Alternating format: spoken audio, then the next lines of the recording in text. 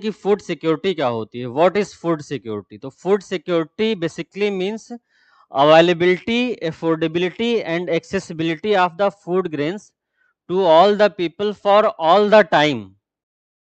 इसमें 3 डायमेंशंस हैं, बेसिकली आपको याद रखना है। अवेलेबिलिटी, अवेलेबिलिटी मीन्स कि आपके पास सरप्लस फूड प्रोडक्शन होता है, कि फूड आपके पास सरप्लस रहे। अगर सरप्लस फूड प्रोडक्शन नहीं तो कुछ गवर्नमेंट्स इंपोर्ट भी करती हैं। आपके पास एक बफर स्टॉक होना चाहिए जिसमें फूड ग्रेन्स हों, उसको अवेलेबिलिटी बोला जाता है। मतलब फिजिकल एक्सेस होना चाहिए, फूड ग्रेन्स फिजिकली प्रेजेंट होना चाहिए। अब सिर्फ इसी से फूड सिक्योरिटी नहीं हो जाती है।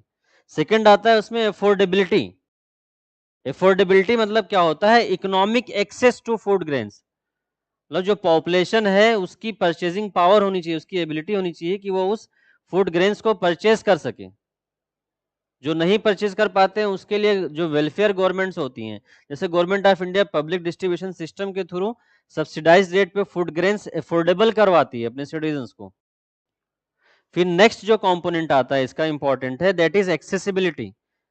ऐसा नहीं कि आप सिर्फ अवेलेबिलिटी और अफोर्डेबिलिटी कर दिए तो फूड ग्रेन सबके लिए एक्सेसिबल हो गया।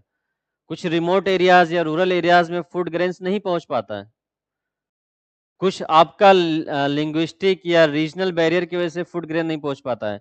कुछ सोशल डिस्क्रिमिनेशन की वजह से फूड ग्रेन नहीं पहुंच पाता है।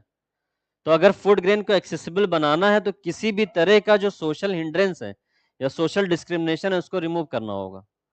तो we can also say that कि food security is basically a physical access, economic access and social access of the food grain to all the people for all the time। ये भी food security है।